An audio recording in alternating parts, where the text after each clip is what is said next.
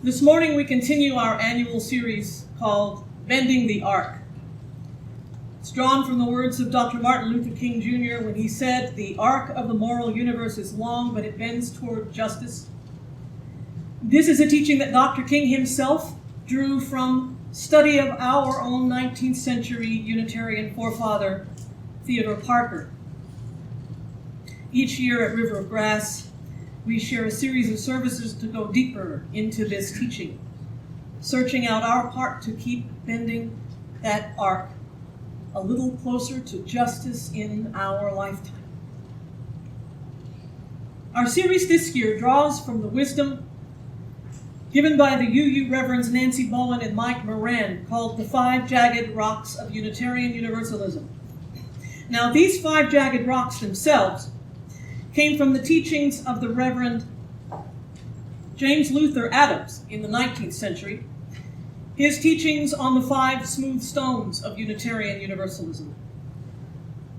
But the Reverends Moran and Bowen, upon further evidence living this faith, decided these rocks weren't so smooth as they were jagged, harder to live than expected, and gave us the five jagged rocks.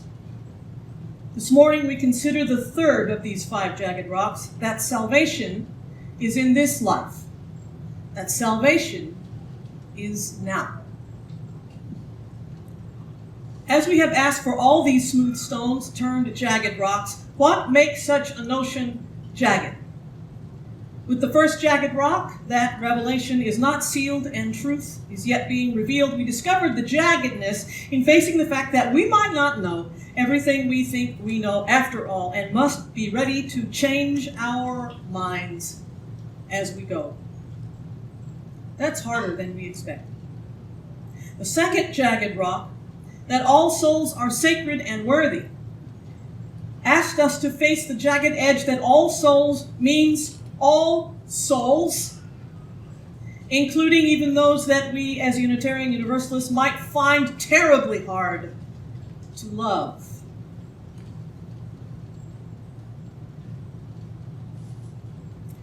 And here we arrive at jagged rock number 3.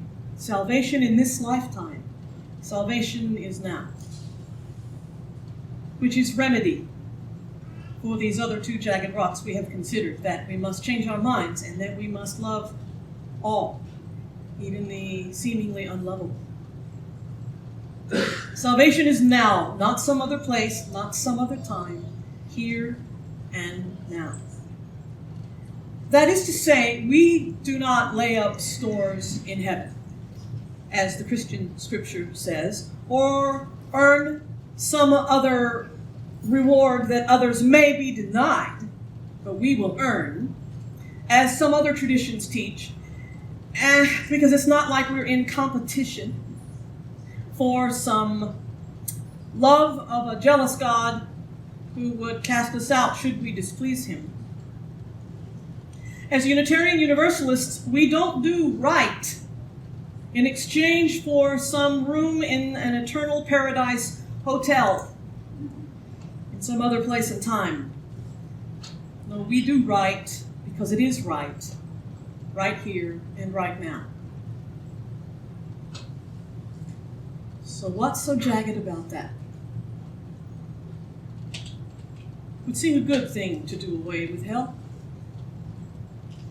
Though I have days of late, that's more difficult than it used to be.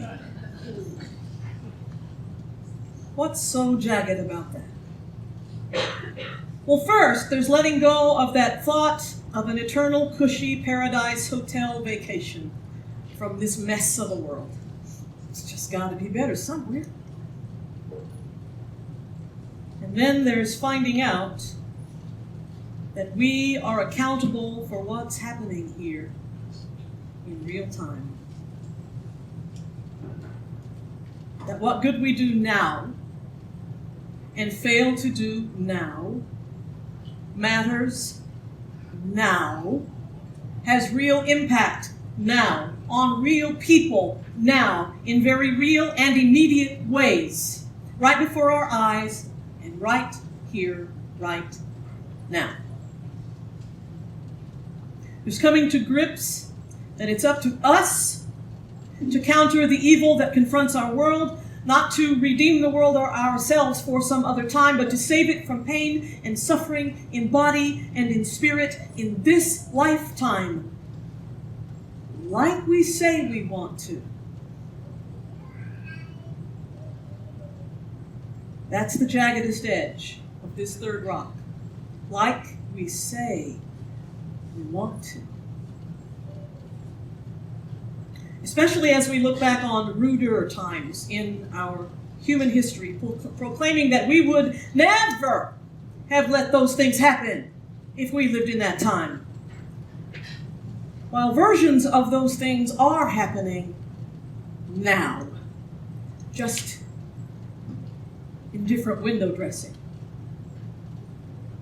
That we would never have let that evil walk among us in that time, while evil just like it is walking among us now, in different clothes. So what does it mean then, if salvation is now? What are we called to? What weight must our words and our deeds carry? What reset of our priorities must we attend to if salvation is now? Why, preacher, you say, I would never sit by and watch my Jewish and disabled and gay and gypsy neighbors get rounded up and taken to death camps by soldiers. What are you saying? I would never let greedy corporations dump poison into our water and fill our air with pollution and desecrate our land. I know. Nor would I. I know we wouldn't mean to. But we might just get mad and sit out an election which lets in an administration that does let the poison and the pollution and the desecration happen. We might not pay too much attention to legislation that makes it okay if your gay neighbors get fired, or bars people from making a living on the street if they need to. Or we might not notice when our Jewish neighbors find they have to hire security just to worship in safety.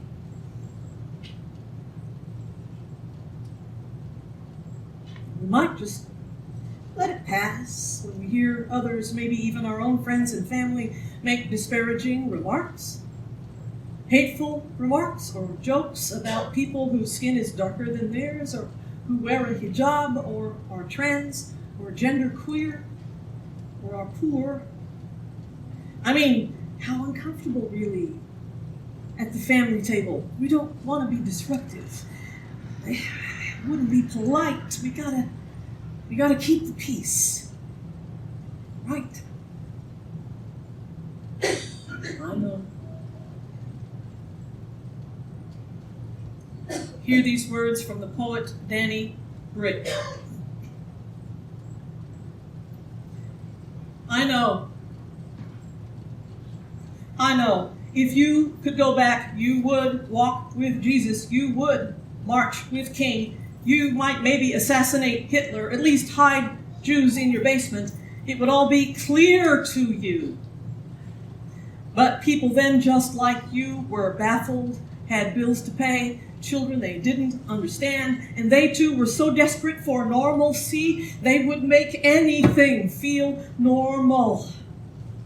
Even turning things inside out, even killing. And killing, that's easy. When you're looking away to turn the other cheek. For walking to be talking, they hid in their houses, they watched it on television when they had television, they wrung their hands or didn't, and your hands are just like theirs, lined and permeable and small, and you would follow Caesar. And you would quote McCarthy and Hoover, and you would want to make Germany great again. Because you are afraid, and your parents are sick, and your job pays crap, and where's your dignity? Just a little dignity. And what are those kids sitting down in the highway and chaining themselves to buildings? What's their problem anyway? That kid, that's King. And this is Selma. And this is Berlin. And this is Jerusalem. And now is when they need you to be brave.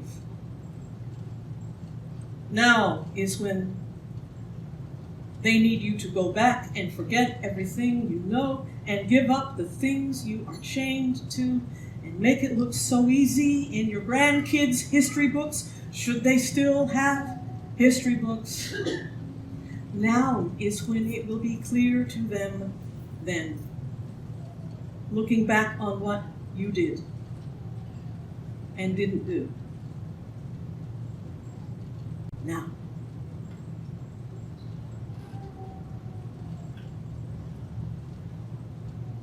Salvation is now. And if salvation is now, and not some other place, some other time, some other state of being, then what is salvation after all? What does it mean? How do we get it? What would we or anybody else be saved from anyway? What would we be saved from? What would we be saved from? Grief. Ourselves. War. Hate. Fear. Injustice. Lies. Oppression. Manipulation. Racism. All these are words for suffering. We would be saved from suffering. So how do we get that salvation from suffering?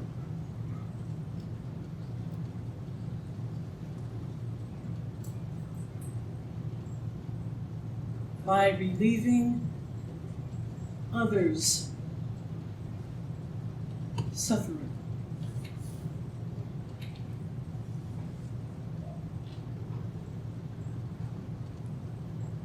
I am deeply mindful that this word is so loaded with all kinds of meaning from all manner of religious wounding that so many of us have suffered. So what if we replace the word salvation with some of its synonyms? That helps me move forward.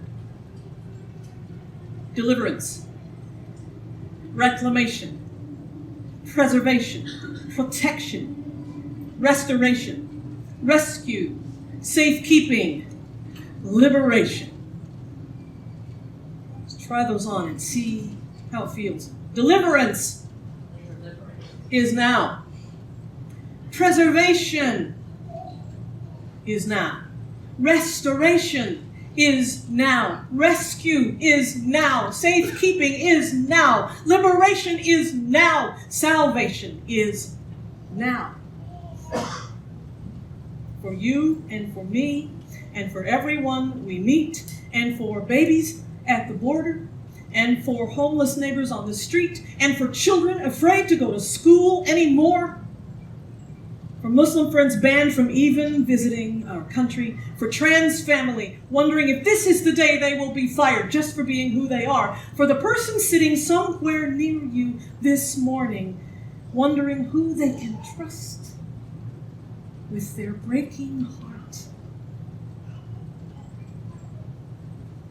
for yourself contemplating what in the world the meaning of your own life may be.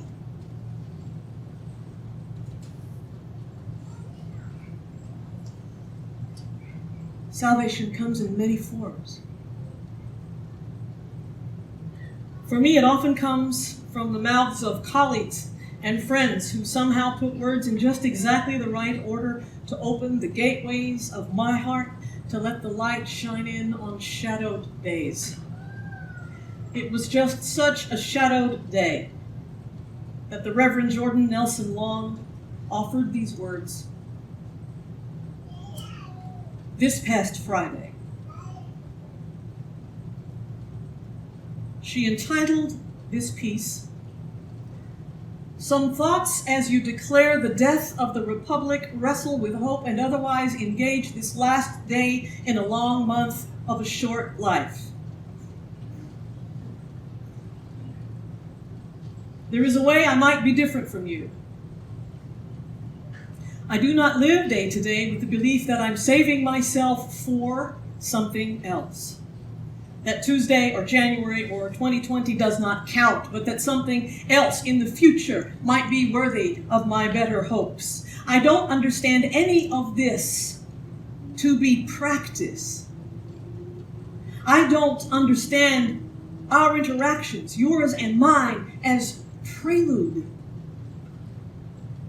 And consequently, I don't understand declarations of despair for the future to be sufficient answer for what it means to be alive and breathing in this moment. I will tell you a secret. One of my greatest and most gripping fears were I to die at a relatively young age has been simply that my epitaph will only and always be an echo of Whittier's "What Might Have Been," which I finally realized, and then laughed until I couldn't breathe, is ridiculous. Because you know who definitely is not going to care about my legacy after my life is over? Me!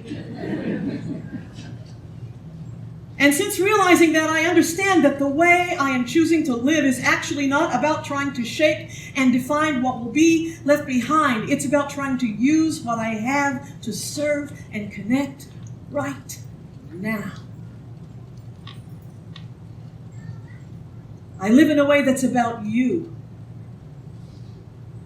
Whether or not you are willing to be present with me, and about whether we both have the courage and the wherewithal to show up for the asks of this moment. This is nothing less than a theology, one in which now matters because now is what we have.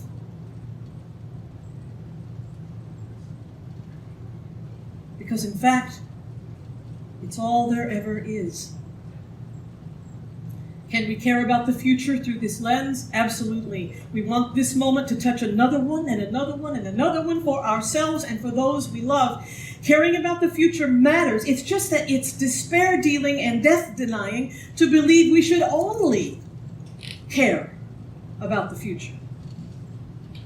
And I venture to say that a change of lens can help, one that boldly asserts that you have already lost your life. You were, from the moment of your birth, destined for death. Your life is already finite, already claimed, already unsavable for a future. All that was ever yours to wrestle for is its meaning.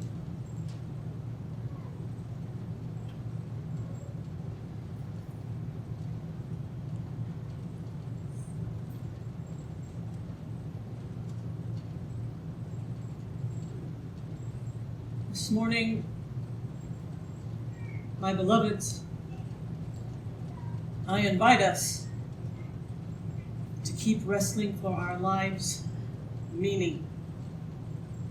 For therein lies deliverance, rescue, safekeeping, protection, liberation.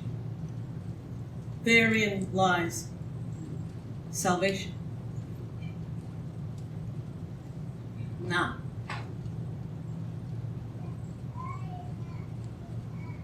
and as we wrestle our lives for their meaning, should we need some healing? Should we need some hope? Should we need some light in shadowed times, we round here, we come to the river. Water, heal my body. Water, heal my soul. When I go